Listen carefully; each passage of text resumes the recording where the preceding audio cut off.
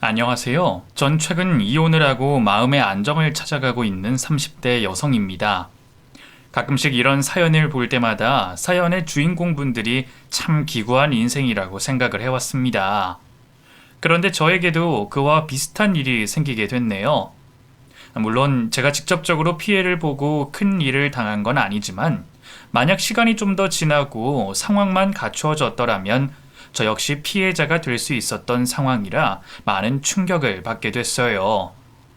솔직히 모든 일이 끝난 지금도 그날의 일이 또 그 전에 있었던 생활들이 모두 현실이 맞나 싶을 정도로 저에게는 쉽게 믿겨지지 않는 일들이었습니다. 오늘 그 충격적인 일들에 대해 말씀해 드리려고 해요. 저에게 어떠한 일들이 있었는지 오늘 이 자리에서 모두 이야기해 보겠습니다. 전 몸에 장애를 가지고 계시는 부모님 밑에서 자랐습니다. 두 분 모두 장애의 정도가 아주 심하신 편은 아니었지만 그럼에도 어쩔 수 없이 사회의 차별을 받으실 수밖에 없으셨죠.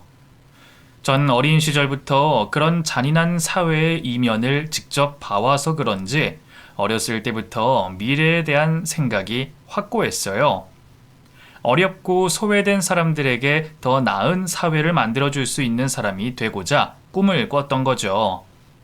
학창 시절을 보내며 막연하게 어려운 사람들을 도와주겠다는 꿈은 사회복지사라는 꿈으로 구체화가 됐습니다. 수능 시험을 치른 이후 대학을 경상도에 있는 국립대학에 가게 되며 그곳에서 자리를 잡게 됐죠. 대학을 졸업 후 직장을 같은 지역에서 다니게 됐고 그러다 남자친구를 만나게 됐습니다. 남자친구는 그곳에서 나고 자란 사람이었어요. 또 저와 같은 꿈을 꾸고 있는 사회복지사였죠. 모든 직장인들이 주말에는 아무것도 안 하고 쉬고 싶겠지만 사회복지사들의 경우 더더욱 쉬고만 싶어 했어요. 직업 특성상 혼자서 행정, 사례, 상담, 거기다 취약계층 돌봄까지 해야 하다 보니 주말에는 보통 곤죽이 되어 집에서 쉬기만 해도 부족했던 거죠. 그런데 남자친구는 저처럼 주말에도 봉사활동을 다니는 사람이었어요. 그러다 보니 자연스럽게 서로를 알아가는 대화도 자주 하게 됐고 친하게 지내게 되며 연애까지 하게 됐죠. 사랑하는 사람이 나와 같은 꿈을 꾸고 있다는 건 정말 든든한 일이었습니다. 우리는 서로의 꿈과 앞으로의 비전을 이야기하며 대화가 끊길 날이 없었죠. 그러다 보니 남자친구가 저와 같은 꿈을 꾸게 된 이유가 궁금했어요. 그래서 그 이유를 물어보게 됐는데 생각지도 못한 이야기를 듣게 됐죠. 남자친구가 공개 입양이 된 아이라는 걸 알게 된 겁니다. 친부모님께 버림을 받았던 남자친구는 고아원에서 자라오다 초등학생 때 지금의 양부모님들에게 입양이 됐다고 해요. 그러다 보니 저처럼 실질적인 도움이 필요한 부분에 대해서 잘 느끼고 있었고 자신이 이러한 시스템에 도움이 될 수 있는 사람이 되고 싶다고 말을 했죠. 지금은 더 바랄 것 없이 너무나도 행복한 인생을 살고 있지만 과거 고아원에서 지낼 때 너무 많은 고생과 차별을 받아왔다고 합니다. 그 이야기를 듣고 보니 어쩌면 저보다 더 힘든 삶을 살아왔을 거라고 생각이 됐어요. 전 그래도 부모님과 같이 지내며 가정 안에서는 항상 행복한 생활을 하고 있었으니까요. 남자친구의 몰랐던 면을 알게 되면서 더 많은 애정을 가지게 됐습니다. 그리고 더 잘해주고 싶었죠. 제가 잘해주는 만큼 남자친구 역시 저에게 많은 애정을 줬고 우리는 오랜 연애를 할 수 있었어요. 아무래도 연애가 오래되다 보니 서로의 가족들과도 자주 마주칠 일이 생겼고 같이 있는 자리를 종종 가지게 됐습니다. 그래서 남자친구 부모님께서 얼마나 좋으신 분들인지 알 수 있었죠. 입양이라는 쉽지 않은 선택을 하셨던 분들만큼 남자친구의 부모님께서는 정말 인품이 좋으신 분들이셨어요. 멀리 타지 생활을 한다며 저에게 항상 신경을 많이 써주셨고 저를 딸처럼 대해주셨죠. 그렇게 자주 남자친구의 부모님과 자리를 심심치 않게 가지는 것과 달리 남자친구의 남동생과는 단 한 번도 마주칠 수 없었습니다. 사실 이 점이 가장 궁금했는데 무슨 남다른 사연이 있을 것 같아서 항상 머뭇거려 왔어요. 그러다 남자친구와 결혼 이야기를 나누게 되고 구체화가 되면서 이를 물어보게 됐죠. 그런데 나 궁금한 거 하나만 물어봐도 돼? 동생이랑 사이가 도대체 어떤 거야? 아버님, 어머님 보면 엄청 화목한 집안 분위기일 것 같은데 지금까지 동생분을 한 번도 본 적이 없어서 항상 궁금했거든. 가족들 모임에도 잘 안 나오는 것 같고 혹시 내가 있을 때만 안 나오는 건가? 내가 불편해서? 그게 아니고 걔가 내를 좀 싫어한다. 지연이 너 때문이 아니라 내 때문에 안 나오는 기다. 왜? 싸우기라도 한 거야? 싸우면 잘못했다 사과하고 풀면 되는데 그것도 아니고 그냥 나를 싫어하는 거라 방법이 없다. 형석이 입장에서 생각해보면 그렇기도 하지. 뭐 외동으로 부모님 예쁜 독차지하다 갑자기 웬 놈이 나타나서 뭐든 반으로 쪼개줘야 하니까. 그래도 어릴 때는 좀 따랐는데 커가면서 점점 내를 멀리하고 싫어하더라. 또 내가 입양돼서 왔으니까 무시도 하고. 의외였어요. 남자친구도 그렇고 예비 시부모님께서도 너무 좋으신 분들이라 당연히 동생도 이해심이 많을 줄 알았는데 말이죠. 뭐 어릴 때야 그럴 수 있겠다고 생각했지만 성인이 된 지금까지도 형을 싫어한다는 말을 하니 좀 철이 없다고 생각이 들더라고요. 그리고 그 이야기를 듣게 되자 착한 남편이 지금까지 시동생의 눈치를 보며 지내왔을 거라는 생각 때문에 가슴이 아파왔죠. 그래서 시동생의 얼굴이 더 궁금해졌습니다. 어떤 사람인지 보고 싶더라고요. 그 궁금하던 얼굴을 상견례 자리에서 드디어 볼 수 있었죠. 남편과는 피로 이어진 형제가 아니다 보니 그 얼굴을 예상할 수 없어 심술궂게 생겼을 거라고 예상했습니다. 그런데 제 예상과 달리 굉장히 순하고 차분한 인상을 가졌더라고요. 저런 얼굴을 가지고 마음을 그렇게 못되게 구는 게 참 안타깝다고 생각이 들었을 정도였죠. 이후 시작된 상견례 자리, 저희 부모님과 시부모님께서는 즐겁게 대화를 이어가셨습니다. 화기애애한 분위기 속에 저도 가만히 있을 수는 없어서 앞에 있는 시동생에게 말을 걸게 됐죠. 그런데 또 제가 하는 말에는 웃기도 하고 답도 성실히 하는 게 남자친구에게 들었던 것과는 많이 다르더라고요. 어른분들이 계시는 자리라고 하지만 그 이후로 눈치를 보고 행동하는 건 아닌 것 같았습니다. 얼굴 생김새처럼 순하고 차분하게 이야기를 하더라고요. 그러다 남편이 저희들 대화에 끼어든 순간 이전에 남편이 말했던 시동생의 무시를 직접 볼 수 있었죠. 제가 앞에 있는데도 불구하고 거리낌 없이 남편을 무시하더라고요. 그럼 도련님은 앞으로 직장 다니게 되면 분가해서 다니실 거예요? 뭐 아니면 계속 아버님, 어머님과 같이 지내면서 다니실 거예요? 직장 다니게 되면 자동차 한 대 구매해서 지금처럼 본가에서 다니려고요. 직장 근처에는 뭐 있는 게 없어서 어차피 주말 되면 다시 와야 되거든요. 형석이 네 차 뽑으려 하나? 내 중고차 하는 친구 하나 있는데 소개시켜줄까? 언제부터 내 신경 썼다 이러노? 평소대로 해라, 평소대로. 내 전에도 말했지. 다른 사람들 앞에서 내 위하는 척하지 말라고. 착한 척하는 모습 보면 밥맛 떨어지거든. 그러니까 치아라. 아무래도 자매들보다는 형제들이 거칠게 표현을 하고 또 경상도 남자들이다 보니 더 거칠게 표현할 거라고는 생각했어요. 그런데 사람 표정을 보면 그 말이 장난인지 아니면 진심인지 알 수 있잖아요. 그때 시동생의 표정은 정말 진지했고 무섭기까지 했습니다. 말투와 표정 모두 남편을 무시하는 모습이었죠. 머쓱해하는 남편을 보게 되자 저도 기분이 좋지만은 않더라고요. 그 대화 말고도 남편이 시동생에게 무슨 말을 걸었다 하면 무조건 무시와 핀잔이 날아왔습니다. 말을 못 들은 척하는 건 나은 편이었죠. 그런 모습을 보니 저도 시동생에게 어떤 태도를 취할지 고민을 하게 되더라고요. 내 남편 될 사람을 저렇게 무시하는데 도련님이라고 부르며 대접을 해줘야 하는 건지 아니면 남편을 대신해서 제가 위계 질서를 세워야 하는 건지 말이죠. 한참 고민 끝에 그래도 한 가족이 될 사람이기 때문에 잘해주자 싶었습니다. 또 제가 잘하면 시동생도 느끼는 바가 있어서 남편에게 잘하지 않을까 싶었고요. 그래서 상견례를 마치고 결혼식 날짜가 잡힌 후 남편보다 시동생을 더 챙겨줬던 것 같아요. 그건 결혼식을 올리고 난 이후에도 마찬가지였죠. 결혼 후 우리 두 사람은 출가를 하지 않고 아버님 댁에서 살게 됐습니다. 아버님 댁이 1층, 2층이 나눠진 건물이기도 했고 때마침 2층에 살던 세입자분들이 나가게 되면서 저희가 2층에서 살기로 한 거죠. 시부모님과 시동생은 1층을, 저와 남편은 2층에서 생활을 하게 됐지만 거의 대부분의 생활은 1층에서 하게 됐어요. 현관문을 열고 계단을 올라가 왔다 갔다 하는 것보다 1층에서 머물며 시부모님 일을 돕는 게 더 편했으니까요.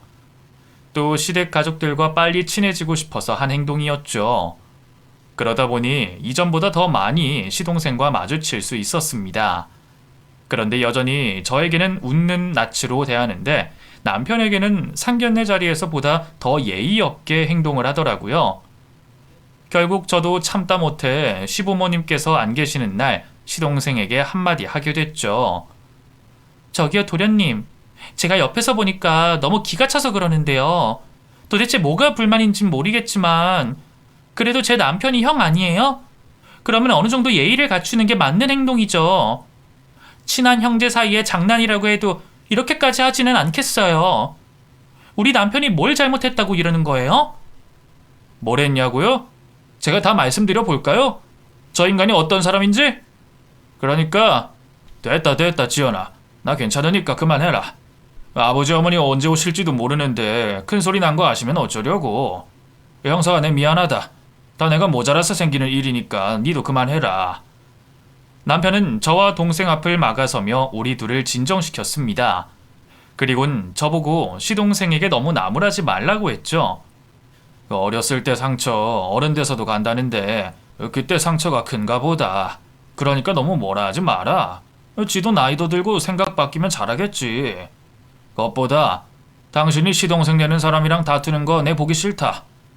내가 잘할 테니까 너무 신경 쓰지 않아도 된다. 당신은 화나지도 않아? 나이 어린 동생이 존댓말은커녕 사람을 무시하고 있는데 당신이 왜 잘해? 도련님이 잘해야지. 누가 잘해든 무슨 상관이노? 다 같이 가족인데. 니랑 형석이랑 큰 소리 나면 우리 부모님 마음이 어떡하노? 나는 괜찮으니까 그냥 다 같이 잘 지내는 방향으로 가자. 결국 착한 남편의 뜻을 따를 수밖에 없었죠. 그 사건 이후 남편에게는 고민이 하나 생긴 듯 보였습니다. 아무래도 저 때문에 시동생과 관계를 어떻게 회복할지 고민하는 듯 보였죠.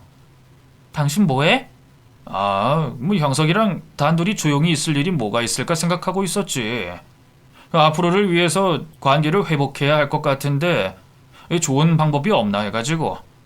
다른 사람 방해 안 받고 조용히 둘이 있을 수 있는 상황이 필요할 것 같아서. 뭐 이왕이면 야외가 더 좋고. 그 말을 듣자마자 제 머릿속에 한 가지 생각이 떠오르더군요. 이러면 어때? 나랑 시부모님이랑 바람을 잡아주는 거야. 우리 다 같이 산속에 있는 캠핑장 간다고 하고 당신이랑 도련님만 먼저 출발하는 거지. 텐트 먼저 쳐놓겠다고. 우리는 뒤따라간다고 말한 다음에 밤 늦게 못 가겠다고 말을 하는 거고. 산속에 있는 캠핑장이면 그 밤중에 내려오기도 좀 그럴 거고 또 사람들도 별로 없지 않겠어? 남편은 좋은 아이디어 같다며 환하게 웃었어요. 그리고 이번 기회에 꼭 시동생과 오해를 풀고 친해져서 오겠다고 약속을 해줬죠. 그렇게 우리가 계획한 여행날이 됐고 계획처럼 남편과 시동생이 먼저 여행지로 출발하게 됐어요. 저와 시부모님은 뒤따라가겠다고 말만 해놓고 집에 남아 두 사람이 함께할 시간들을 상상하며 즐거워하고 있었죠. 도착을 했다는 남편의 문자를 받고 난 뒤 별다른 연락이 없어 형제간의 대화가 잘 풀어지고 있다고 생각하고 있었습니다. 그런데 다음날 새벽 남편에게서 전화가 왔어요. 새벽에 울리는 휴대폰을 보며 무슨 일이 생겼음을 직감할 수 있었죠. 여보, 무슨 일 있어? 지금 큰일 났다. 비가 많이 내려가지고 일찍이 철수하려 했는데 형석이 텐트가 안 보이는 기야. 그래가지고 자리로 옮겼나 싶어서 찾아봤는데 없다. 형석이 텐트 있던 곳은 물이 불어가 흔적도 없고 아무래도 형석이가 떠내려간 것 같다. 내 우선 구조대에 연락했으니까 당신이 부모님도 좀 모시고 와도. 그 전화를 받고 곧바로 시부모님을 깨워 남편과 시동생이 간 캠핑장으로 향하게 됐어요. 저희가 살고 있던 지역과 달리 그곳에서는 굵은 장대비가 그때까지도 내리고 있었습니다. 굵은 빗줄기에 마음이 더 불안해지기 시작했죠. 도착하고 보니 출입이 통제되어 있었고 남편은 주차장에 내려와 비를 맞으며 고통스러워하고 있었습니다. 저와 시부모님이 묻는 말에도 제대로 대답을 하지 못하고 머리만 쥐어뜯으며 큰 충격에 빠져 있었죠. 구조대와 경찰 측에서 수색을 하고 있었지만 저희가 도착을 하고 한참 뒤에도 아무런 소식이 없었어요. 이후 비가 그치긴 했지만 불어난 계곡물은 좀처럼 줄어들지 않았고 수색을 하시는 분들께서 시동생을 찾느라 고생을 하셨죠. 그런데 시동생이 사라진 지점부터 해서 계곡의 하류까지 샅샅이 뒤져봤는데도 시동생의 모습이 보이지 않았습니다. 떠내려간 텐트 조각들과 시동생의 물건들이 발견이 됐지만 말이죠. 경찰들은 산 계곡과 연결되어 있는 강까지 수색 범위를 넓혀봐야 한다고 했어요. 만약 운이 좋지 않다면 강 하류까지 떠내려갔을 수도 있다면서 말이죠. 수색을 해주시는 분들께서는 정말 긴 시간 동안 고생을 하시며 그 넓은 범위를 확인해 주셨지만 결국 시동생의 시신을 찾을 수가 없었습니다. 나중에는 수색을 더 이상 하실 수 없으시다며 시동생의 시신이 다른 사람들에게 발견되기를 바랄 수밖에 없다고 하셨죠. 그 말을 듣게 됐던 우리 가족 모두 큰 충격과 함께 스스로를 자책하게 됐어요. 저는 이런 사고를 발생하게 만든 생각을 했다는 거에 대해 남편은 바로 옆에서 동생을 지켜주지 못했음을, 시부모님께서는 부모로서 아무것도 할 수 없었다는 것에 대해 각자 죄책감을 느끼고 있었죠. 시부모님께서는 저와 남편이 스스로를 더욱더 자책할까 싶어 자식을 잃으신 가운데도 목 놓아 울지도 못하셨습니다. 그 모습을 봤던 전 더 죄송한 마음에 고개를 들 수가 없었죠. 시동생이 계곡물에 떠내려간 지 한 달이 지났을 때 시부모님께서는 큰 결정을 하셨습니다. 시동생을 죽었을 거라 인정을 하신 거죠. 죄책감에 힘들어하는 저희들을 위해 그러한 결정을 내리신 것 같아요. 시부모님께서는 저희에게 시동생의 죽음을 인정하는 말씀을 하신 뒤 곧바로 시동생의 실종 선고를 받으셨습니다. 그리고 시신 없는 시동생의 장례식을 치르게 됐죠. 하지만 남편은 시동생의 장례를 치른 이후에도 시동생을 포기 못하고 찾으러 다녔고 남은 가족들은 그런 남편을 걱정하며 애를 태웠죠. 물론 남은 가족들 역시 제정신이었던 건 아니었습니다. 다들 각자가 안 보이는 곳에서는 자신을 자책하며 힘들어하고 있었죠. 그렇게 가족들 모두 가슴속에 있는 상처와 슬픔은 숨긴 채 생활하고 있을 때였어요. 시간이 정말 빠르다고 느꼈던 게 시동생을 잃은 지 얼마 지나지 않은 것 같은데 벌써 1년이나 지나가고 있었습니다. 시동생의 제삿날이 다가온 거죠. 가족들 모두 시동생에 대한 말은 아꼈지만 집안은 이전보다 더 침울한 분위기가 되어 있었습니다. 그럴 수밖에 없는 상황이긴 했죠. 젊은 나이 사고로 죽은 가족의 제삿날이라고 해도 침울할 수밖에 없었는데 가족의 죽음에 다들 자신의 책임이 있다고 생각하고 시신도 수습하지 못했으니까요. 그 분위기는 정말 겪어본 사람이 아니면 말로 설명할 수 없을 겁니다. 집안의 공기는 쇳덩어리보다 무겁게 느껴져 숨쉬는 것도 쉽지 않았고 집에서는 작은 소리 하나 내는 것도 힘든 분위기였어요. 다들 의식적으로 조심하는 게 아니라 침울한 마음으로 인해 무기력해지고 모든 움직임이 느려져 작은 소리도 거의 나지 않았습니다. 그러한 분위기 속에 며칠이 지나고 드디어 시동생의 제삿날이 됐어요. 다들 말 한마디도 꺼내지 않는 분위기 속에서 시동생의 제사를 치르고 있었죠. 어느덧 제사의 순서는 막바지에 이르렀고 마지막으로 길게 절을 올리고 있었습니다. 그때 제사를 지내러 열어놓은 현관문 쪽에서 인기척이 들려왔어요. 늦은 시각 누가 찾아왔을까 싶었죠. 제사를 지내고 있던 중이라 제가 다른 가족들 대신에 제사에 방해가 되지 않도록 조심스럽게 현관으로 나가 확인을 하게 됐어요. 그런데 현관문 앞에 있는 남자를 보고 너무 놀라 소리를 지르며 그 자리에서 주저앉아 버리게 됐죠. 현관문으로 걸어 들어오고 있는 남자는 다름 아닌 죽은 시동생이었어요. 시동생의 제사를 지내고 있어서 그런 느낌을 받았는지 모르겠지만 그때는 정말 저승에서 시동생이 살아 돌아온 것만 같았습니다. 꼭 귀신을 보는 듯한 느낌을 받았어요.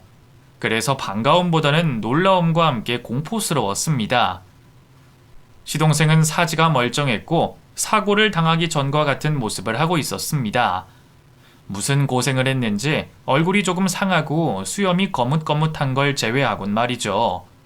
제가 집으로 걸어 들어오는 시동생을 보고 놀라 나자빠지자 가족들 모두 지내고 있던 제사를 멈추고 현관을 향해 달려왔습니다. 무슨 일이고? 뭘 봤길래 얼굴이 이리 창백해? 지연아, 니 괜찮나? 와 이러는데. 저기 도련님이. 제가 집 안으로 들어오고 있는 도련님을 가리키자 가족들 모두 제 손가락이 가리키는 곳으로 향했고 이내 걸어 들어오고 있는 시동생을 보게 됐습니다. 그러자 어머님께서 저와 같이 제자리에 주저앉으셨죠. 아버님 역시 지금 이 상황이 어떻게 된 일인지 빠르게 생각을 하시고 계시는 것 같았어요. 얼어붙으신 채 말이죠. 남편 역시 놀란 건 마찬가지였지만 우리 아는 좀 다른 모습이었습니다. 놀라고 무서워하기보다는 당황스러워한다고 해야 할까요? 하여튼 저를 포함해 다른 가족들처럼 엄청나게 놀란 모습은 아니었죠. 형석아, 네 형석이 맞지? 네 괴 안 나? 네 살아있었나? 뭐 한다고 지금까지 연락이 없었노? 우리가 얼마나 찾아댕긴지 아나? 그런데 제 발로 찾아온 시동생의 분위기가 좀 이상했습니다. 남편과 떠난 여행에서 사고를 당하고 1년 만에 가족들을 보는 것 치고는 상당히 매서운 눈빛을 하고 있었죠. 남편이 자신을 반기는 말에도 시동생은 별 반응이 없었어요. 말을 건 남편을 노려보고 있을 뿐이었죠. 눈앞에 있는 시동생이 헛것이 아니라는 걸 아시게 된 시부모님께서는 시동생을 안고서 눈물을 흘리셨습니다. 저 역시 주저앉은 채로 시동생이 무사한 것에 감사해하며 울음을 터뜨렸죠. 평소 무뚝뚝하신 아버님께서도 시동생을 안고 눈물을 흘리시는 가운데 딱 2명만 눈물을 흘리지 않은 채 서 있었습니다. 남편을 노려보고 있는 시동생과 어쩔 줄 몰라 하는 남편이었죠. 와, 진짜 대단하대. 나 같으면 절대 나한테 괜찮냐고 못 물어봤을 낀데. 하기야, 그러니까 날 죽일 생각했겠지. 정정철 씨, 당신 이제 가면 벗을 때입니다. 내가 다 알아냈어요. 알 수 없는 말을 하는 시동생의 말이 끝나기 무섭게 열려있던 문으로 시동생 말고도 다른 사람들이 순식간에 들이닥쳤습니다. 그리고 남편을 붙잡았죠. 너무 갑작스럽게 벌어진 일이라 가족들 모두 경황이 없어 넋을 놓고 있던 상황에 형사 입에서 믿을 수 없는 말이 나왔습니다. 에이, 정정철 씨, 당신을 정영석 씨 살인미수 및 보험 사기죄로 긴급 체포합니다. 이어서 형사 입에서는 미란다 원칙이 흘러나왔고 남편의 손목에 수갑이 채워진 다음 수건으로 가려지고 있었습니다. 그 말은 즉 남편이 시동생을 죽이려고 했다는 말이었어요. 그 말을 듣자마자 무엇인가 잘못됐다고 생각했습니다. 다른 사람도 아니고 남편이 그런 끔찍한 일을 할 사람이 아니었죠. 시동생의 죽음을 자신의 탓이라고 생각하며 최근까지도 사고가 난 지점을 찾아가 시신을 찾을 만한 단서를 수색해보던 사람이었어요. 꼭 시동생과 관련이 된 일이 아니라도 제가 평소 알던 남편이라면 절대 그런 생각조차 품을 사람이 아니었습니다. 당하면 당했지 누구에게 해코지를 할 사람이 절대 아니었죠. 시부모님께서도 저와 같은 생각이셨습니다. 절대 첫째 아들이 그럴 거라고 생각하지 않으셨죠. 저와 시부모님은 남편을 체포해 가려는 형사님들을 붙잡으며 무엇인가 잘못됐다고 말했어요. 형사님, 오해가 있는 것 같아요. 저희 남편 절대 그럴 사람 아닙니다. 무슨 살인미수를 저질러요. 미운 사람 때리지도 못하는 사람인데. 우선 이 손 놓고 다시 한번 알아보세요. 이거 뭔가가 잘못된 거예요. 맞습니다, 형사님. 우리 정철이가 절대 그럴 애가 아닙니다. 야가 덩치만 이렇지 얼마나 순하다고요.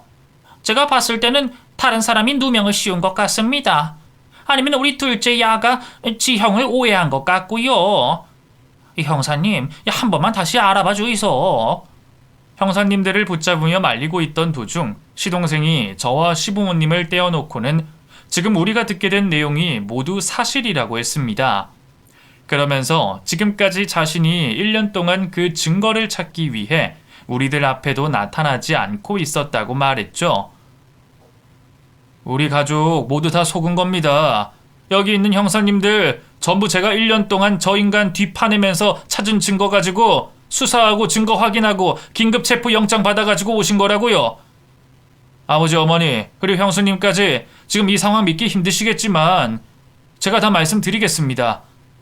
그러니까 형사님들이 저 인간 데려가서 나머지 수사할 수 있게 하시죠. 그 말을 듣게 된 저와 시부모님은 발만 동동 구른 채 남편이 경찰차를 타고 체포되어 가는 걸 지켜봐야 했습니다. 그렇게 경찰차가 저희들 시야에서 사라지고 난 이후 시동생에게 그날 있었던 일과 함께 지금까지 자신이 밝혀낸 증거와 사실들을 들을 수 있었죠. 우선 사건의 그날은 저와 시부모님이 남편에게 들었던 내용과 전혀 달랐습니다. 캠핑장에 도착해서 남편에게 저희가 못 오게 됐다는 말을 듣게 됐던 시동생은 남편의 말과 달리 별다른 반응을 하지 않았다고 했어요. 거기까지 와서 도착한 마당에 다시 돌아가는 것도 일이라고 생각하고 하루 정도 시간을 보내기로 한 거죠. 그리고 이렇게 억지로라도 형과 단둘이 남겨질 기회가 없었으니 이번 기회에 형과 대화를 하려고 생각을 했답니다. 그래서 형과 대화를 할 타이밍을 보고 있었는데 남편이 먼저 시동생과 걸으며 대화를 하자고 한 거죠. 시동생 역시 형과 대화를 할 생각이었기 때문에 거절을 하지 않고 걸으며 대화를 이어가던 도중 갑자기 비가 오기 시작했다고 해요. 그때는 비가 많이 내리진 않았지만 산속에서 내리는 비로 인해 미끄러지기라도 할까 싶어서 남편에게 돌아가자고 했다고 합니다. 그런데 남편은 곧 그칠 비라며 계속 걸으며 대화하기를 원했다고 했죠. 걱정이 되긴 했지만 남편의 말을 믿고 길을 걷게 된 시동생은 갑자기 큰 물소리에 놀라 앞을 쳐다봤다고 합니다. 거기엔 내린 비로 조금씩 불어나고 있는 계곡물이 있었다고 했죠. 그 앞에서 강물을 보며 남편과 대화를 하고 있었는데 점점 비가 많이 내리기 시작했다고 합니다. 그곳에 시간을 지체했다가는 위험할 것 같아 내려가려고 했는데 그때 남편이 시동생을 계곡 쪽으로 밀었다고 해요. 밑으로 떨어지며 공중에서 허우적대다 겨우 나뭇가지를 붙잡은 시동생은 자신을 밀었던 형에게 왜 이러냐고 물으며 어서 구해달라고 부탁을 했다고 합니다. 그때 왜 남편이 이렇게 하는지 알 수 있었다고 했죠. 니 미쳤나? 와 이러는데 니 이러다 깜빵 간다 아나? 쓸데없는 짓 하지 말고 얼른 손이나 잡아둬. 이러다 나 진짜 죽는다. 내가 니 죽으라고 이제까지 요 앞에서 기다렸는데 내가 왜 구해주노? 용 쓰지 말고 얼른 뒤지라. 니가 없어야 내가 우리 아버지 재산 다 가진다 아이가. 뭐? 재산? 니 재산 때문에 이러는 기가. 이 미친 새끼 아이가 이거. 우짜겠노? 사람 머리가 둘이면 받아야 하는 재산이 반으로 주는데 또 혹시 아나? 자기 배로 나온 새끼 아닌 놈에게 얼마 안 줄 수도 있는데 그리 살고 싶으면 지금이라도 재산 포기하겠다고 도장 찍을래? 네 성격에 그렇게는 또 안 할 거 아니가. 그리고 네가 끝까지 말 잘 듣는 동생이었으면 내가 이렇게까지 했겠나? 걸림돌 될 거니까 이렇게 하는 거지. 어차피 떨어지는 거야 똑같으니까 힘 그만 쓰고 이제 가봐라. 결국 손에 힘이 빠진 시동생은 남편을 원망하면서 물에 빠지게 됐다고 합니다. 그런데 정말 기적적으로 물에 빠지고 난 뒤 얼마 지나지 않아 큰 바위들 사이에 끼게 되면서 불어난 계곡물에도 떠내려가지 않을 수가 있었다고 했어요. 바위 위로 죽을 힘을 다해 올라온 시동생은 잠시 숨을 고른 뒤 복수를 하러 남편을 찾아갔다고 합니다. 그런데 그곳에서 이상한 장면을 보게 됐다고 해요. 남편이 캠핑을 하기 위해 설치한 텐트 중 하나를 계곡 쪽으로 다시 설치를 하고 있었던 거죠.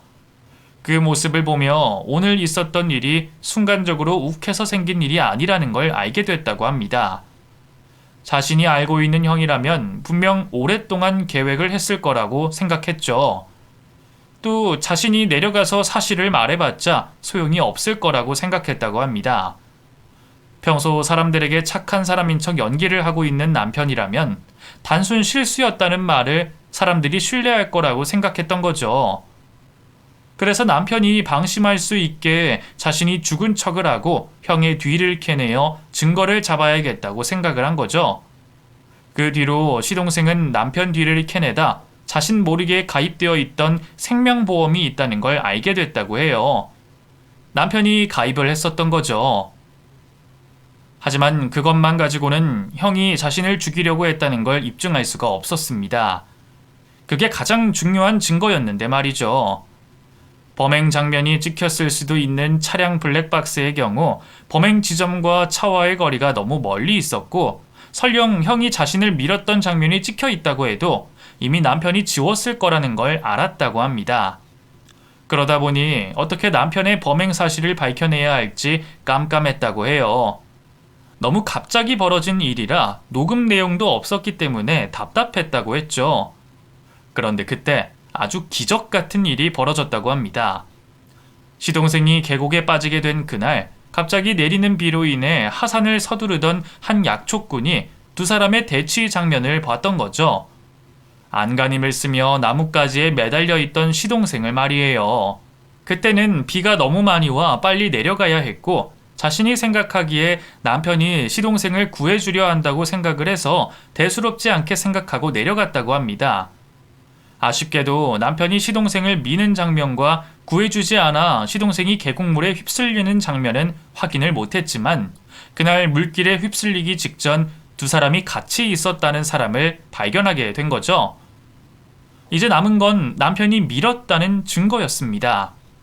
그 증거는 또 다른 행운으로 인해 얻을 수 있었죠. 어쩌면 행운이라고 말하기보다는 남편의 자백에 가까울지도 모르겠습니다. 자신이 떨어진 계곡 옆 산속 주위를 맴돌며 혹시 증인이 될 만한 사람이나 증거가 될 만한 CCTV가 있을지 확인을 하던 시동생은 산을 찾아온 남편을 봤다고 했어요. 몸을 숨기고 남편의 뒤를 밟아 따라갔는데 남편이 향한 곳은 자신이 시동생을 밀었던 곳이었다고 했죠. 남편이 혼자서 웃기 시작하자 시동생은 곧바로 휴대폰을 들고 그 장면을 찍었다고 합니다. 그리고 남편은 그날 있었던 일을 혼자서 독백을 하듯 말을 했다고 해요. 병서가 고맙대. 니 때문에 내가 사람들 앞에서 더 좋은 사람이 됐다 아이가. 이렇게 한참 어디 담가져 있다가 적당할 때 봐서 물 위로 올라온나. 그래야 우리 아버지 가슴에 대못이 더 시게 박혀가 내를 더 애지중지 하시지 않겠나. 내 평생 네가 내 걸림돌이라 생각했는데 이제 와서 보니까 네가 내 복덩이였다. 네가 그날 순진하게 내 안 따라왔으면 내가 여서 너를 밀어 빠뜨릴 수 있겠나. 네 손잡아달라 할 때 순간 혹했는데 지금 생각해보니 다행이다 야. 살려놓고 말 잘 듣는 동생 만드는 것보다 이게 더 낫다 아이가. 난 이 덕에 우리 부모님 가져가지고 호의호식하면서 네 목까지 잘 살게. 내 또 올 테니까 그때까지 잘 있으래.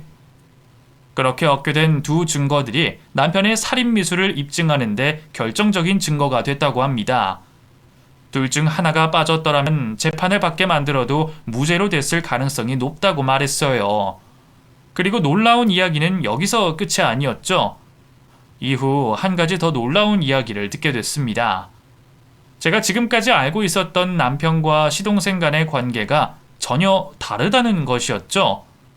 시동생이 어느 시점 이후로 남편을 무시하고 싫어했던 건 사실이었지만 관계가 그렇게 됐던 둘만의 이해관계가 있었어요. 처음 시부모님이 남편을 입양해 집으로 데려왔을 때만 해도 시동생은 반기는 입장이었다고 했습니다.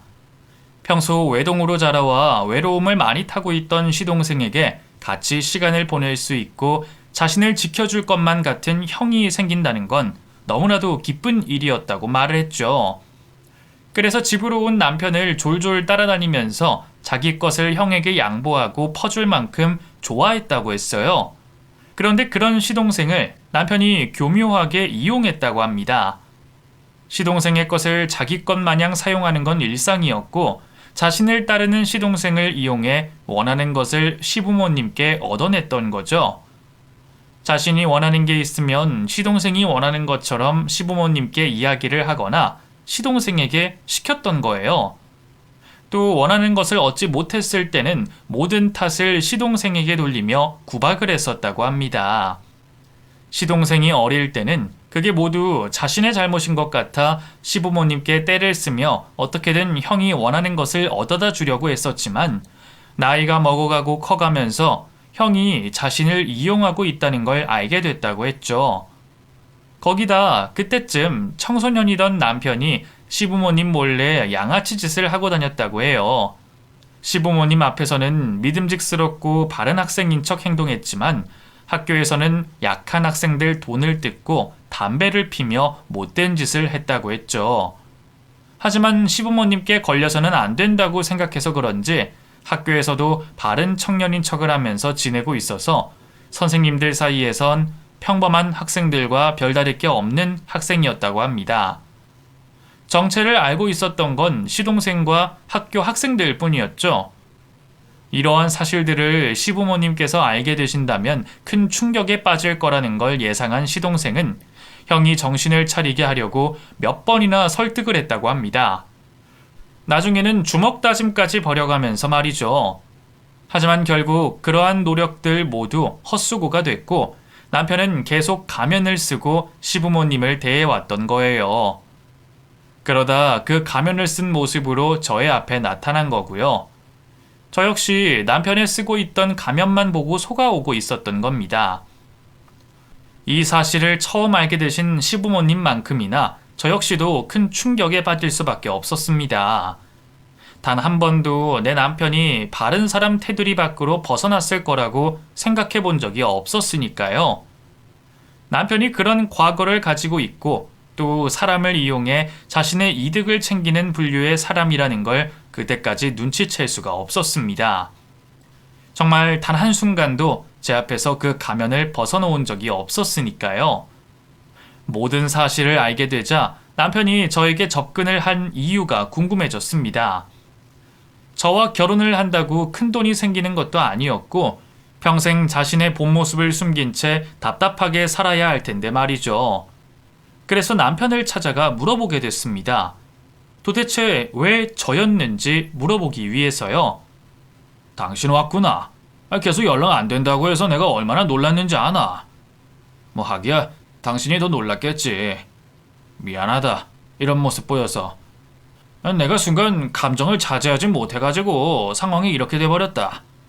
당신도 알고 있었잖아. 내가 예전부터 형석이한테 매번 무시당해 왔던 거. 그러다 보니까 그날도 감정이 한꺼번에 터진 것 같다. 그리고 내가 그 사건 일어나기 전부터 고민이 많았거든. 우리 두 사람 앞으로의 삶에 대해 가지고. 당신한테 잘해주고 싶고 앞으로 우리 아이 낳아서 풍족하게 살고 싶은데 내가 가진 능력에 한계가 있으니까 걱정이 되더라고. 그래서 돈 욕심이 생겼던 것 같다. 동생한테 그런 짓까지 할 욕심이. 나한테 많이 실망한 거 안다. 근데 내 정말 반성 많이 하고 있다. 그러니까 지연아, 앞으로 받게 될 재판에서 내가 최대한 감형될 수 있게 좋은 변호사로 구해둬. 우리 형편에서 힘들다는 건 내도 알지만 감형받고 금방 나오게만 되면 어떻게 해서든 해결할 테니까. 나 도련님께 다 들었어. 당신이 어렸을 때부터 어떻게 살아왔는지. 그러니까 거짓말 하려고 하지 마. 나 당신 변명 들으려고 온 게 아니고 당신한테 솔직하게 듣고 싶은 대답이 있어서 찾아온 거니까. 왜 나야?